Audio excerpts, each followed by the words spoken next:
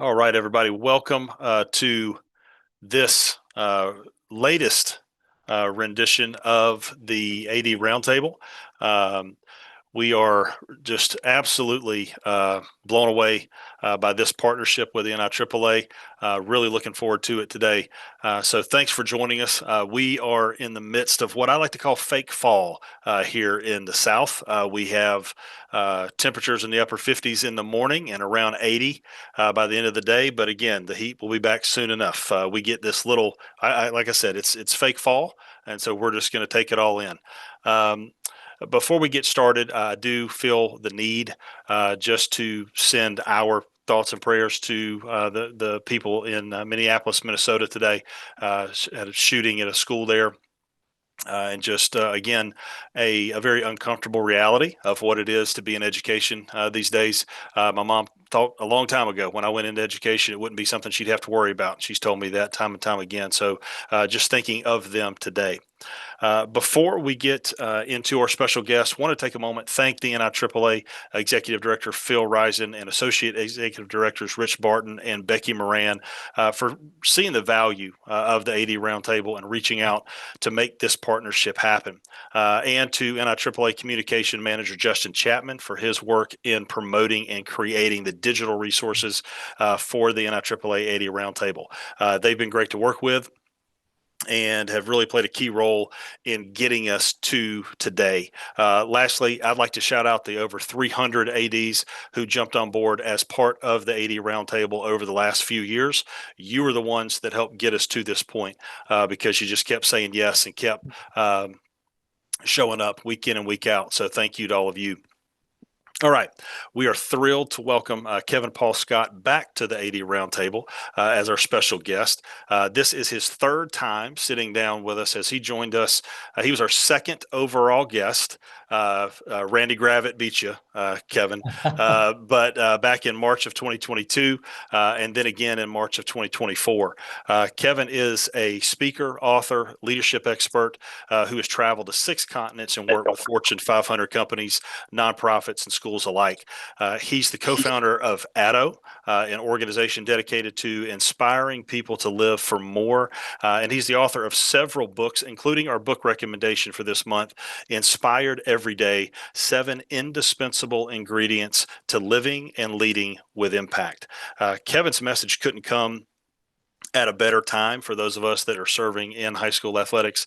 We all know that being an AD is a 24/7 job, scheduling buses, handling eligibility, navigating parents, managing budgets, while still trying to support our coaches and athletes. In the middle of that grind, I know it's easy for us to lose sight of why we do what we do. And Kevin is here today to help us remember just how to stay inspired and not just once in a while, but every single day. Kevin, thanks again for always saying yes. And once again, welcome to the AD Roundtable. Man, thanks for having me. It's good to be back. I hate getting beat by Randy Gravett, but if I'm going to get beat, he's one I'd get beat by. I tell you, if you got to come in second, that's not too bad. So let's go ahead and jump into it. First, tell us about the book, and I'm gonna use a softball here. What inspired you to write it? Why do leaders need it right now? Yeah, well, I think all of us could use some more inspiration. Let me give you back up just a little bit. In 2011, we started our company, ADO. ADO is the Latin word for inspire, and kind of naively optimistic at the time, this belief that, everybody's looking for inspiration. And we had some great initial companies partner with us. Chick-fil-A, we run their high school leadership program, the Atlanta Braves, the Baltimore Ravens. But here's what I found. I found myself sitting across the table in a business environment from CFOs and COOs who kind of were like, that inspiration, that sounds fluffy. I don't think that's really something we need. And I had a little bit of a crisis for a bit of like, is inspiration, does it really matter? Is inspiration really just the high fives at the end of the championship game, or is it something that drives and sustains peak performance? And what I found is 2 things. Number one, when we are inspired, I'm going to use a business term here, there is an ROI. There is a return on that inspiration. That if we're consistently inspired, things are going to be better. The performance will be better. But the second thing, and this was the unlock, was that there are there's a formula or a process, if you will, that if you have these ingredients, that you will be inspired. And coach, the other part is also true, is that if you don't have those things, you will never consistently be inspired. And that's why a lot of us, the beginning of the year, we're feeling good. We hire a new coach, we're feeling good about it. But the day in, day out grind, oftentimes, if we're not intentional, will leave us uninspired. Hmm. That is really, really good. Now, when you look at the job itself, okay, here you are talking to over 100 ADs right now. They are often asked to balance quick problem solving with deep relationship building, Mm. right? And when I say that, those things, it's like two rams, right? Like out in the field running into one another. How do you advise leaders to respond quickly and personally when issues arise, whether it be with parents, coaches, or athletes? Okay, I'm going to give you, let's talk each of those individually because we need both. Let's Yep. talk about the personal piece first. How do you respond personally? Um, this is the job where we've got to we got to do the consistent inputs over time. Here is the gap that I find for a lot of leaders, and ADs definitely would fall into this.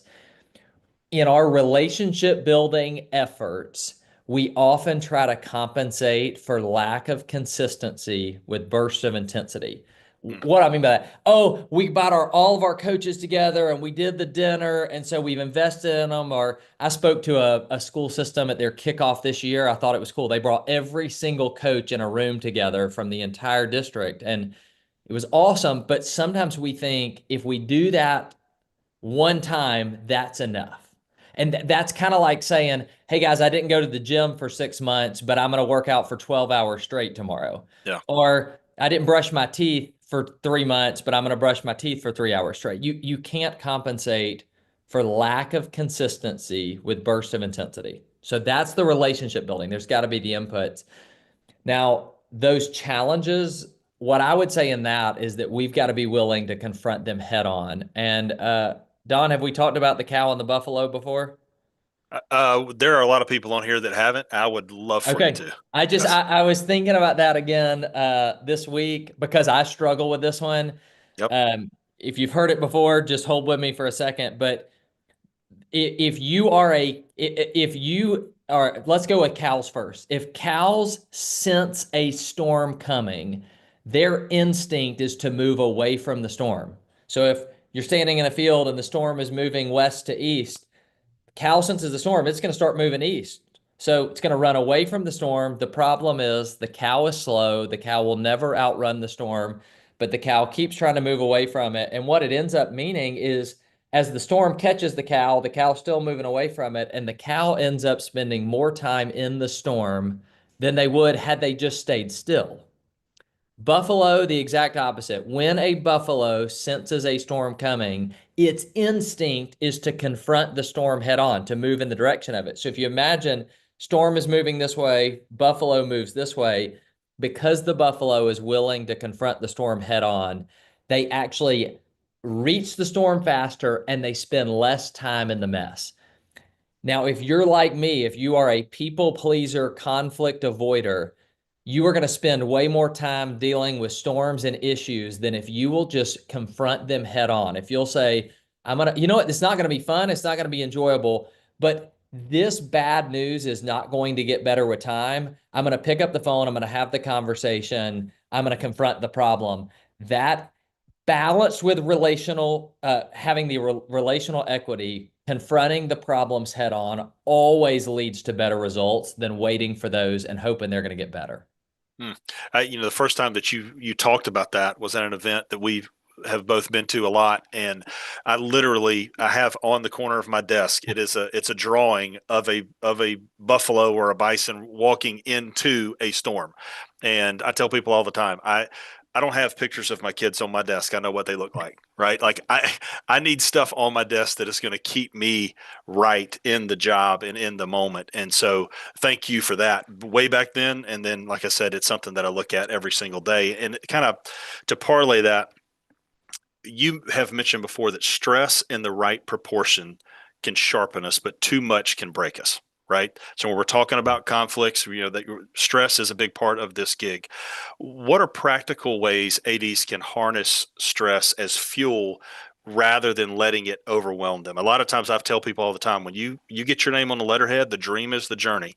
Like you get it all, right? You get the good and the bad. And I'm a Georgia Bulldog fan. You can at me later, but Coach Smart, he says that pressure is a privilege. He says that all the time. So maybe talk about how to harness stress for the positive, if that makes sense. Yeah, a couple thoughts here. The first is that it does start with your perspective. I always say that how you view things changes how you do things. So how you view stress makes a difference. And that sounds easy enough, but what does that mean practically? Well, it's about viewing problems in the right way. I was with a group recently and I asked them this question, and I'm not going to get too philosophical here, but I want to ask everybody. I know these ADs, some of them are, they got things going on in the background, a lot of things going on, but I want to ask everybody to think about this one thing in their mind right now. Think about what you have accomplished in your life that you are most proud of.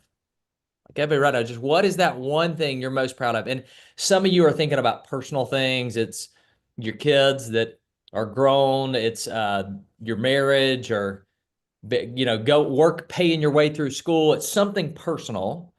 Some of you are thinking about something professional. It's the state title you won. It's when you got the promotion to athletic director. There's something professional you've accomplished. Doesn't matter if it's personal or professional. Everybody who's accomplished something meaningful in their life, if they look back on it, they were always things that were difficult.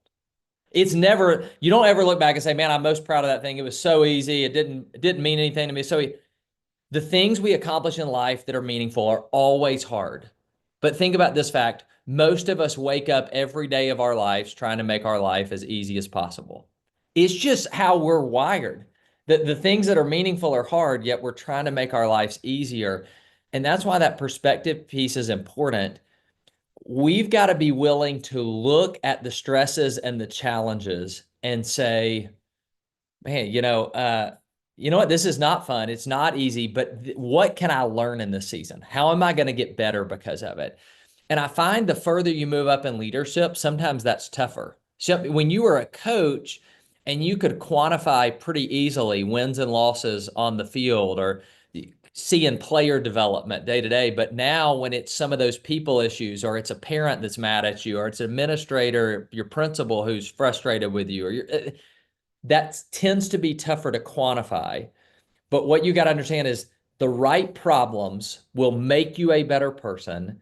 The stress will help you, and those seasons of stress should not, they shouldn't define you, but they should drive you to want to figure out how you can continue to get better as a person. And when I say that there are three indispensable ingredients to be inspired, one of those three ingredients is problems.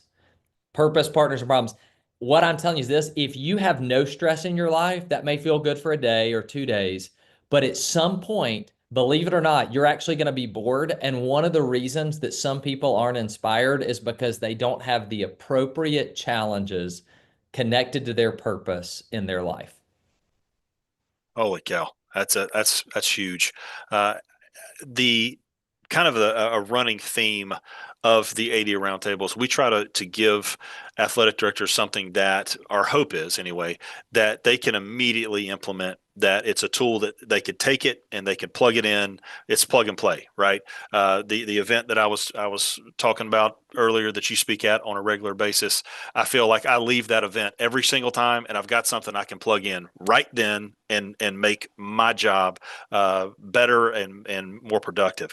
If you had to give one challenge to every high school athletic director listening today, something they could implement tomorrow and maybe be more inspired every single day, what would it be? Oh, yeah.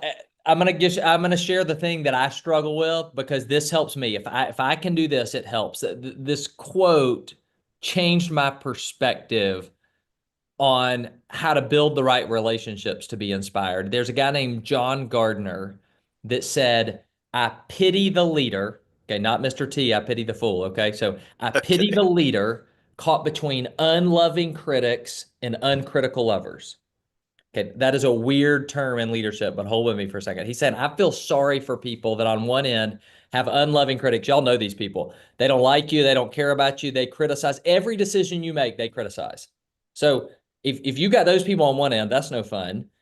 But he said on the other end, they have uncritical lovers. These are people that say they like us, but they just tell us what they want to hear, what we want to hear, not what we need to hear. So what he's saying is, I feel sorry for leaders that have the negative people on one end, and then the people that are just the brown nosers. They'll tell you what you want to hear on the other end. If you're caught between those, you're in a problem. What you need is the third option, the loving critics. You need people who like you enough to tell you, to encourage you when you need it, but to challenge you when you need it too. So you say, Kevin, that's great, but what can I take with me and do right now? If you find yourself in a season where you don't feel like you have those people, my challenge is to be that person. What I mean by that is you've got to figure out how in your life you can give the encouragement to the coaches, the students, the teachers, the principals, the parents, whoever you're interacting with at that time, encourage them where they need it, but at the same time, love them enough to give them the appropriate amount of challenge. Um, in our world with Chick-fil-A, we say it this way: we got to value both results and relationships. If you lean too far to one end or the other, you're on this results end and you're not doing well relationally, you're going to struggle long term. And if you're all on relationships and you're not holding people accountable to results, you probably shouldn't be in your position long term. That's harsh, but that's just the truth. And so value both results and relationships, be the loving critic. And even if you don't have those around you, be that person for somebody else. So good. What we're going to do here just for a few minutes. Do you have a few more minutes Yeah, with us? Okay, absolutely. beautiful. If you've got a question that you would like to, if you'd like to ask Kevin, feel free to put that in the chat. Becky is going to kind of look at them, and if there's something that jumps out, she's going to jump in and ask it while we kind of wait on people to do that. Again, if you've got a question for Kevin, put it in the chat, and then Becky will kind of catch us up. I just kind of want to take something from. You said that you heard a leader say, what you meditate on, you magnify, and what you magnify controls you. Man. Let's break that down for a minute.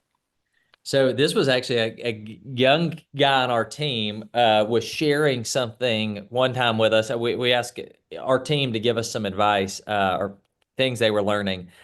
And he used this picture that a lot of times the story we're telling in our mind is driving our lives. And this was the image I've never forgotten. He said, imagine that you're sitting on the front row of an IMAX movie theater. So you just think of this huge screen that's immersive. And he said the film that you're constantly playing will end up determining your life. He said, and that was his line there, what you meditate on, so what you focus on, you magnify. So I'm thinking about it, I'm making it bigger, and what you magnify ends up controlling you. Um, there's a proverb that says, as someone thinks in their heart, so are they. Means the things that you're spending your time on mentally are actually determining way more of your life than you'd want to realize. And so this sounds kind of self-helpy, but I'm telling you the truth, the psychology is there. If you change your thinking, you can change your life. Some of you are in a situation right now that things aren't going well. The first thing you need to change is what you're thinking about. Hmm.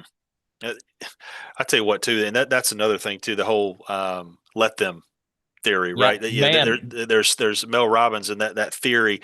There's so much of this job that is out of our control sometimes, especially when it comes to just how people feel about you. I tell people all the time, my phone doesn't ring a ton. People ask me, "How you doing today?" Right? It's usually a fire that they won't turn into a candle, and so we can't get caught up in what other people's reaction is. All we can do is really kind of focus on us. So again, I I'm with think you. that's a big part of what we do. It's awesome.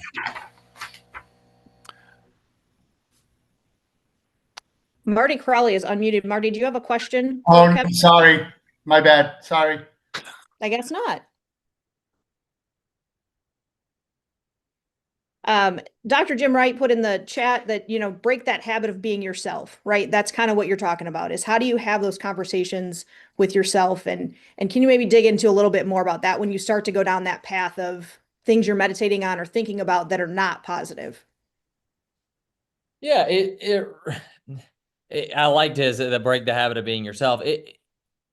So you've got to be able to take what's coming in your mind. And somebody said it to me one time is treating your mind like a conveyor belt. So imagine you're working at UPS or FedEx and there's a conveyor belt of the packages. If they represent your thoughts, what happens a lot of us is we think that we have no control over them, and we may not have control of the thought that pops into our mind. The question is, are we going to pick it up? Are we going to hold it? Are we going to focus on it? Or are we going to allow that to go back? Hey, that thought is negative. That's bad, but I'm going to put it back on the conveyor belt. I'm going to let it keep passing, and I'm going to choose to focus on some other ones. And we actually have a lot more choice in our thoughts than we believe. So I think that's just choosing. You've got to think about what you're thinking about, and that will determine a lot in your life. I like Mike said in here, what you think, you create. And I like Matt's too. Your input shapes your output, and your output shapes your behavior. Is so true. And here's the thing: what I'm talking about right now, Don, none of these are things that we've never heard before. Right. But yet, and I want to say this, and I want to say with all the grace I can, I find a lot of times ADs they were so good at knowing those things as a coach, but as you deal with different crap at this level than you did before. And so some of those simple disciplines that mattered before, sometimes you stop applying in the same way, and they matter as much now as they did then, if not more. And probably as we close you out here, I know that you've told this before. You've told this quite often. The return on investment in education is like playing a stock market, right? It's not immediate. It is much further down the road when we have students that come back and basically they tell us they were ready. They were ready for whatever it was that came next. And I think that, and we may never know that, right? But could you maybe talk about where you are now, right? Yeah. And a conversation that you had with an assistant principal a long time ago that probably at the time when that conversation was had, you probably didn't envision where you would be right now and how that impacted you. Man, there's no doubt. Uh, it makes me smile to think about it because I was the kid that, if you're an AD that also has to deal with discipline or stuff, and you're in a high school or you're dealing with that, man, I was the person that ended up at your office sometimes. And my senior year, we had a homecoming deal at the school, different floats. I'll shorten the story for the sake of this, but our group of senior guys made a decision that was not ethical, but we sabotaged a float. We blamed it on a different class. We did all these kind of things, and it was actually pretty clever. It just wasn't very ethical. And I remember sitting across from assistant principals Billy Richardson, and he looks at me, and he could have said a lot of things, but this is what he said. He said, "It's obvious that you're a leader." I'm like, you could have said a lot of things right then. It was actually not obvious to me. It was obvious that I was a troublemaker, but he said, it's obvious that you're a leader. And then this was the question he said. The question is whether you're going to use your leadership ability for good or for bad. So what's interesting is he called me to my highest and best. He set an aspiration in front of me of my potential, but didn't just do it and, oh, you're so great. Then he challenged me. And I think, man, when we can do that, and I think about now, the kid that was sitting in the assistant principal's office now, just one of the things we do is running a high school leadership program in 1,400 high schools in 42 states. And I don't know, had he not taken the time to speak truth and love into my life, I don't know that I'd be doing that now. So I think remembering even some of those challenging conversations can have a lasting impact. So good. Kevin, how can people get in touch with you if they liked what they heard today, they read the book, they want to reach out to you? Yeah, probably the best way is you can go to my website. It's kevinpaulscott.com. The book is a great tool if you're trying to find a way to bring your coaches together around some topics that are pretty tangible. So it's called Inspired Every Day. You can get it on Amazon. Or if you got bulk orders, you can go to my website and click contact and we can do that. And I'm probably most active on LinkedIn. So I don't know if anybody's hanging out on LinkedIn, but that's where I'm hanging out the most. All right, good deal. Kevin, thank you so much for the time, and thank you for continuing to say yes. We appreciate you. Thanks, Don. It's always good to be with you. All right, moving on to so Kevin's book is our book recommendation. So by all means, I strongly suggest that you get a hold of that one. He has several books. This is just one that really spoke to me, so I wanted to share it with you today. Our podcast recommendation is Diary of a CEO. I don't know if you are familiar with that one or not. The host is Stephen Bartlett. It is the tagline of the theme is to share the unfiltered pages of the personal diaries of the world's most fascinating CEOs, experts, therapists, and leaders. And he's not literally putting anybody's personal diary on the table. But what he is doing is sitting these people down and picking their brain. And they are extremely vulnerable with him. They're extremely open with him. And there are so many takeaways that you can use in business that apply to what we do because we are the biggest business in your building. And so as a result, there's a ton that you can take away from that. He brings a lot of communication experts in there. I just recently listened to one that dealt with health, breathing techniques, ways to, improve your lung capacity and stuff like just all of these things that may get pushed to the wayside as we lead. So just kind of wanted to make sure that I passed that along. So Diary of a CEO by Stephen Bartlett. Want to kind of begin our discussion here with something that we may or may not have covered before on the previous rendition of the AD Roundtable, and that is what we like to call in my district our 20-minute meeting. This is a kind of came out of the Damar Hamlin cardiac arrest incident that happened several years ago. And in doing research on that, the NFL has what they call a 90-minute meeting. It happens 90 minutes before kickoff, and every individual that is associated or affiliated with the EAP for that venue, they meet in a room 90 minutes before kickoff, and they introduce one another. They go over what their roles are so that if in the event they need to activate that EAP, they're able to do that, and people know who each other are, and they know what to expect. And quite frankly, in the event of Damar Hamlin, it saved his life. So the image that you see there, this is what we are doing this year. So before every home football game, we're also going to carry it over to basketball as well. I feel like once we move from outdoors to indoors, it presents a completely different set of could be challenges when you're talking about activating an emergency action plan. But before every football game, we're calling it a 20-minute meeting. It happens 20 minutes before kickoff. It is not a 20-minute long meeting. It is just when it occurs. It'll take you about 5 minutes, but I would argue it is the most important 5 minutes of the night. But you see here, you have law enforcement, you have athletic trainers, you have athletic directors, you have members of both coaching staffs, you have EMTs, and you have the officials. And everyone goes around the circle, and they all say who they are. They introduce themselves, and then they say what their role is for the evening. And I took this picture recently, and for the third year in a row, we are on week 3 of our football season here in Georgia. The very first week, we had a mass severe weather event come through week 1, right out of the jump. And literally less than 5 minutes after we had this meeting, we had lightning that showed up on us pretty quickly, and we had to activate that EAP. But the athletic director had just gone over, if we need to evacuate, this is where we're going to go. The trainers and the medical personnel were able to say, listen, in the event we have to transport someone, this is what it's going to look like. The law enforcement personnel were able to say, in the event that we have an active shooter, for example, this is the expectation and this is how we're going to handle it. But it just gives everybody a sense of this is what's going to happen if need be. You hope you don't have to press play on it, but if you do, seconds are an eternity. And so anything that you can do to shorten that response time is going to be critical. I know that just recently in Kentucky, they had a high school football game where they had a shooting in the parking lot. I think they just arrested a 14-year-old for that shooting.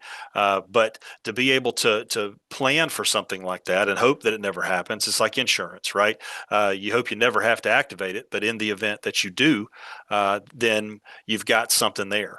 And so I just kind of wanted to share with that. If you're curious about implementing a 20-minute meeting before your stuff, by all means, make sure that you reach out to us. See, there Tennessee has done something as well.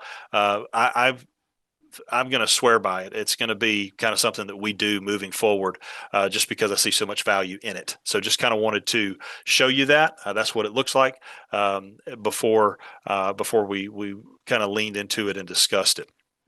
Want you to continue to put in the chat if you've got something that you want to discuss. I've got one more little piece, one little tidbit that I'll go over. And if you've got something that is pressing, that one of the themes of the AD Roundtable prior to us partnering with the NIAAA is that when we are in here, this is a safe space.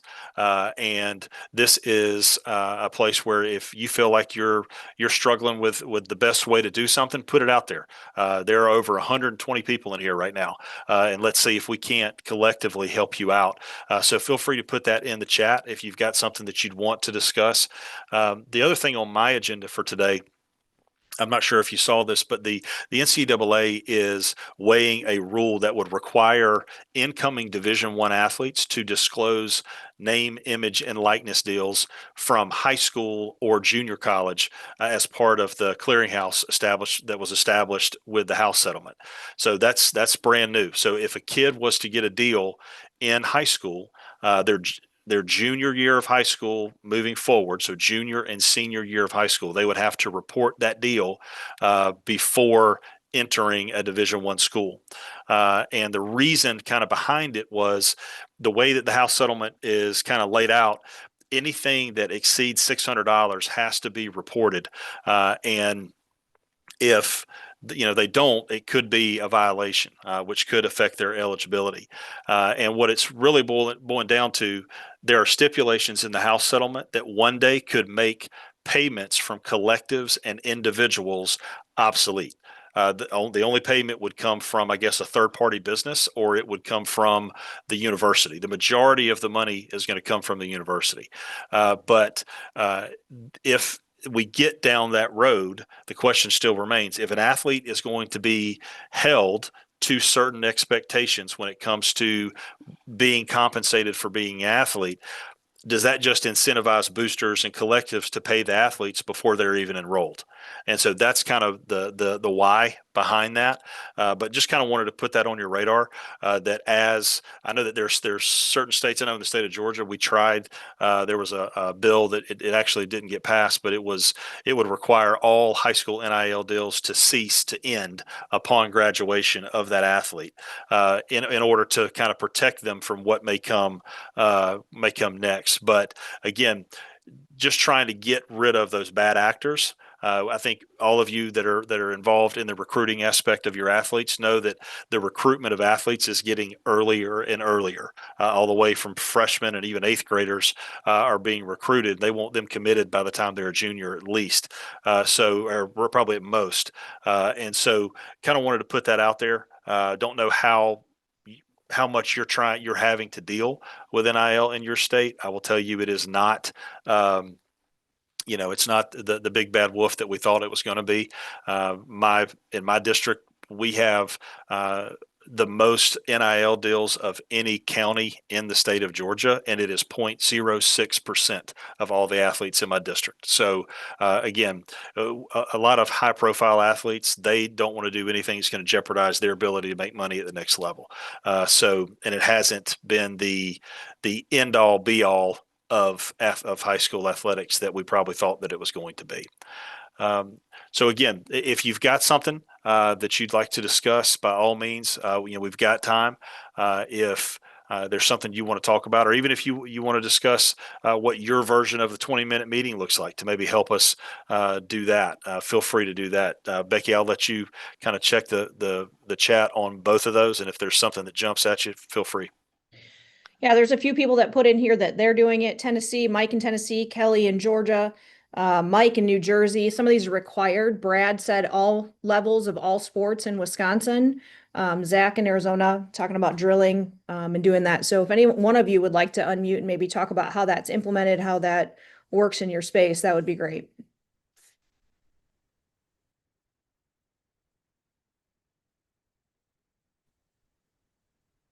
Hey, Becky and Don, we do this in Greenville County. We call it the timeout before the game. And honestly, it came out of listening to others around the country. But as much as anything, we put it into our QPA project that we did as our district QPA project, so that we standardized what we expect all the way across the district.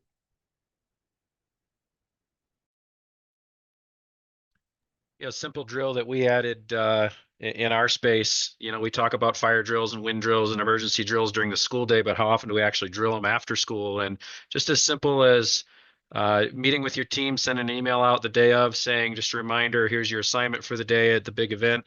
And at some point during the game, we hop on the radios. This is a test. This is a test. Please move to your assigned area as if there were a fight in the stands, or as if there were a bench clearing brawl. And then we ask people to go to those areas. And when it's done, we say, thanks for participating. Drill is over. Doesn't impact anybody in the facility other than those of us who are the people assigned for emergency action. But at least we drill it and people know what they're doing. And to the point where those seconds can be an eternity, it's pretty useful. So in Georgia, Dawn had shared the 20-minute meeting at one of our Metro AD meetings. And so we adopted that in Henry. And we all know in athletics and administration in general, if you don't document it, it didn't happen. And that's why I created the form to make sure that, we had some accountability behind that, and also some proactive planning, that it wasn't just another box to check. And the form asks questions so that all the information is gathered to make that meeting go smoothly. And then also on the drill side of things, we did that with our schools in making sure that they were prepared. And we did it on both sides, situational, and then also for an athlete emergency and a coach emergency, because we have a lot of teams that have a single coach. And so we wanted to make sure the athletes were prepared if the adult in charge of them suddenly went down. That's good stuff. I know that Sherry asked Kelly about getting a copy of that form. If you want to send it to, if you don't have it right there and can put it in the chat, you can send it to me and we can get it sent out to everybody. Zach, you mentioned something as well, that idea of a fight. We have, unfortunately, that is becoming more and more prevalent, where you have tensions go sideways, and kids and sometimes even coaches don't react the way they're supposed to. And that can be an extremely chaotic scene and event, and making sure that you implement that. It's not always a medical emergency. It's not always a weather emergency. It could be just something that happens in the process of the game, and not to let that get neglected as part of what is your emergency action plan. I think that's a really, really good point. One thing I'd like to mention, if you don't mind, I call them our emergency action plans, is that during the day, we do a great job as teachers in schools. In my opinion, most schools do, right? We have all these drills. So as athletic director, we have emergency teams during the day. So my afternoon teams are all my head coaches. So I don't have the luxury of having all my fields in one campus. So I'm at a town field, I'm at the middle school, I'm at the high school, and we have to have plans for every single field that we're at. And then my head coaches are are my medical emergency team. So we have to practice, the drills, who's going to, watch out for the ambulance, who's doing this, who's doing that. We all have some radios work, some don't. We use cell phones. It's I just started doing that recently, and I've been in the chair for 25 years. So I've only been doing that since we got back from COVID. I started thinking about how we don't do anything for practice after 3 o'clock, and we do a great job during the school day. So I think that's something that maybe the NIAAA or whatever, they could maybe take that on, because it's something that I think all ADs should practice, especially when you're managing, quite a few different facilities and different fields and different campuses. It's important. So I just incorporate my head coaches. You're my team. This is what we do. There's my trainer. I only have one, so he is very mobile, and we just kind of go through the motions and try to we haven't had any real emergencies, thank goodness, but we do practice them just in case. Good deal. Dustin, I see you're unmuted. You want to chime in? Yeah, I can't go without saying something. Well, but you said it. But yeah, I just said what everybody was thinking. Anyway, what we do here is I have my coaches practice it and document that, and then I go out when they are practicing, they're playing, whatever that may be. As you said, it could be a medical emergency, it could be an active shooter, it could be whatever it is. And then they say, well, this is the coach who was in charge of calling 911, or this player was in charge of calling 911. I said, okay, what happens if it's that coach? What happens if that coach is the one in the emergency? So how do you react to that situation? So I'll kind of change the narrative on them a little bit, just to let them think more in the moment. Because what we can control is how our team responds. What I can't control is how the general public's going to respond at a game if it's that kind of situation. So at least I can protect my team and let them know, here's the process that we're going to follow, and I let them practice that out. That's good stuff. I know that Kelly and Keisha both put resources in the chat. Feel free to do that and get those downloaded. And Dustin, you said something there that kind of brought up another point. When it's all good when you have to evacuate the stadium, but especially when it comes to weather and the weather leaves, right? How are you going to re-enter the stadium? I think that's something that the game that I was at that night, we had to be very strategic in how we were going to bring everybody back, right? So once we got cleared, we brought the kids back first, the teams back first, then we let the visitor fans came back, then the home fans came back. You have to kind of stagger that so that your people aren't overwhelmed at a gate, because you only have so many places to come in, and especially if you have certain security measures that are in place that you've got to kind of reboot and do that again. So thinking about that re-entry plan also is important.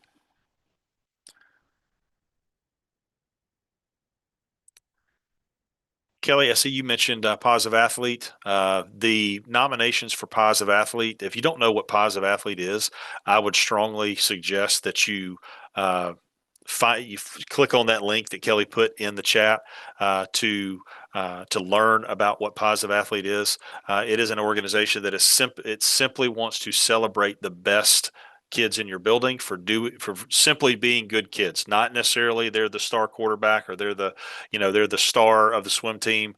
They are kids that exemplify interscholastic athletics, and so they are becoming more of a national organization. They have more of a national presence, but they've been in the state of Georgia for quite some time and have been just a wonderful group to work with. And so, those nominations open 1st September.